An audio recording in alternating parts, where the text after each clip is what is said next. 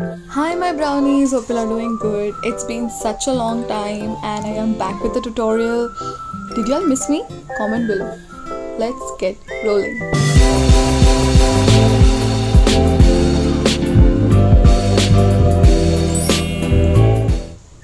To be very honest, I really missed you all and I was waiting to make a video from such a long time. So today we're going to make a fling card or a waterfall card. For this you need a cardstock. You can use any base color. Today I'm using black cardstock and pattern papers, foam tape, fevicol, scale, pencil and few new tools. I'll mention them as we go about. So you take a cardstock, fold it into half. The measurements are mentioned in the description box below, so it's easier for you to work with. I'm using pattern paper from Panda Craft Studio. These papers are super smooth and the prints are very pretty. I like the colors because it works with the theme. It's pink, grey, white and black, so it's feminine yet that bold colors. And I'm making this card specifically for Women's Day, so you can also use the inspiration and create a card for the special women in your life.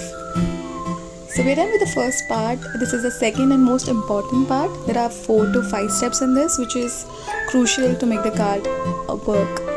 So make sure you look at this step very carefully because this is where we'll be creating a window, and eventually you'll understand why I'm telling it's a window.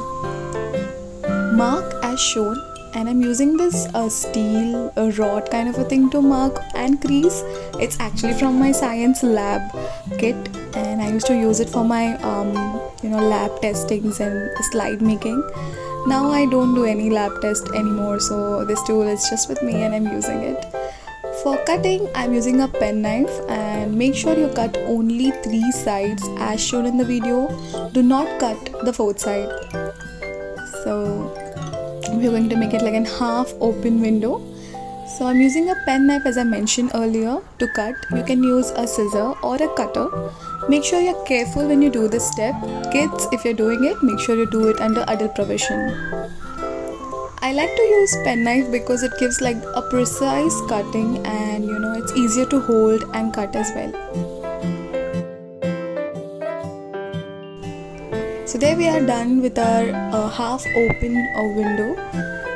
Make sure you carefully watch how I fold it and how the step goes. Also, this creasing tool that you see I'm using to make the folds is from a local store again.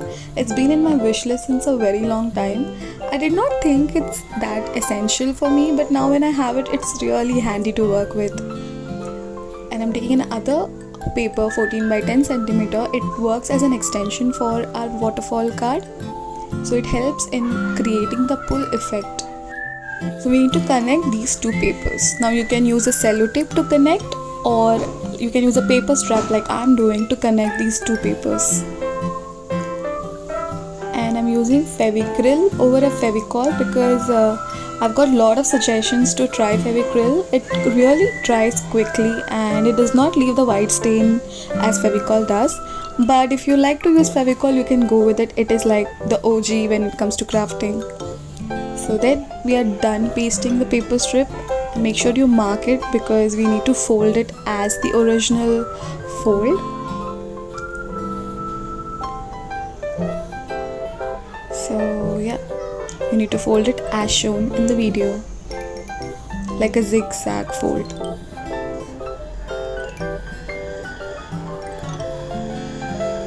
And now when you pull, this card should come out like this perfectly. So there's a front end, this is the front side, and this is the back side of the card. In the back side, now we have to mark 2, 4 and 6 centimeter as 3 segments from the connecting center as shown. So mark 2, 4 and 6 centimeter. These are the 3 segments where the waterfall cards will go, and you'll get that waterfall effect when you pull. And I always used to think why we call this card as a waterfall card, because when the water falls, it glides down, so when you pull this card, the flaps glide. So that's why I think it's called as a waterfall card. That's such a cute name. If you had to rename this card, what would you rename? I would like to see your creativity. The best name will get a shout out in my next video, so please comment down below. Let's see what creative name you come up for this card. And if you come up with a name, do add a reason, because then that will make sense. So let's see who has got the creative kida in their head. Now fold it according to the video and make sure you fold it really nice. I'm just cutting away a few excess bits of paper just to give it more cleaner look. And there we are, ready with our base. So yeah. So we are done with the card, and I'll be adding few pattern papers to give it like a colorful look. And you can add, or you can also skip this process. I just like adding pattern papers because it gives that cuter look. And yeah, we are done with our waterfall base for this card.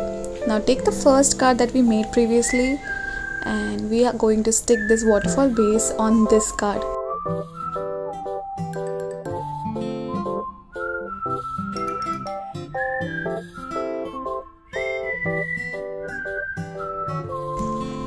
I'm using a foam tape because it gives the elevated look and it is easier to pull. You can even apply Fevicol and stick it, but the pull sometimes gets stuck. So I usually use foam tape because it elevates the card and the pulling effect is more easier. I'm using some foam tape, and I love removing the foam tape's cover. So there we have our waterfall base ready. Now we are taking 4 mini cardstocks that will be on the waterfall card. The measurements are shown. Make sure you place them before you apply them just to see if they are on the right measurements, and add some cardstock to them, and we are going to finally stick. Now see how I'm sticking so that you do not make a mistake. So we have made the 3 segments, you remember? So in that 3 segment we'll be sticking these 4 cardstocks. So these are basically the flaps of our waterfall card.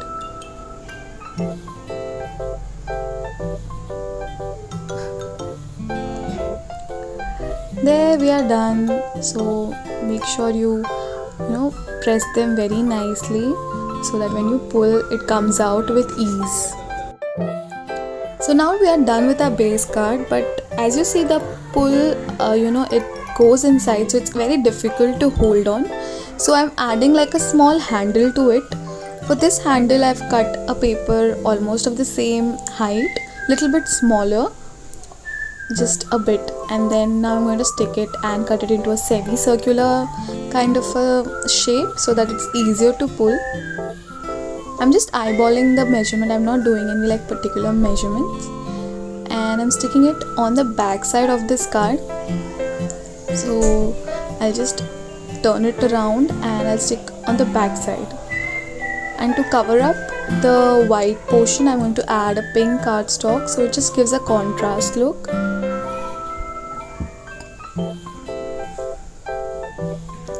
So make sure it's stuck properly, because when you push and pull inside, the paper can become like a barrier and it will be hard for you to push and pull. See, like this. So if you don't stick it properly, it's going to get stuck.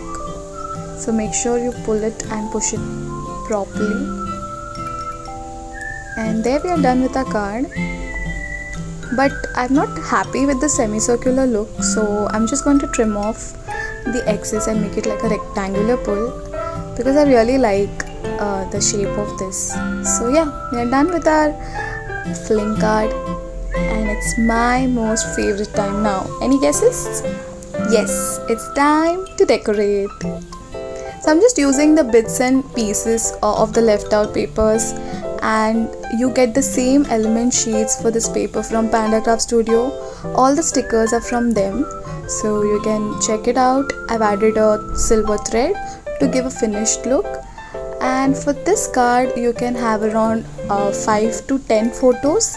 You can write quotes, you can journal, you can just add your own creativity. I hope you liked it. I really liked making this video for you. It's been a long wish list to make this tutorial. I hope I make more. I just need time. Hope you liked it. If you like it, do comment below. Also tell me how's the color combination, and if you make this card, do not forget to tag us. You can find us on Instagram at Brown Girl Crafts, and we would love to see your creations. Until then, it's bye from Miss Brownie. Do like, share, subscribe and comment. Bye bye.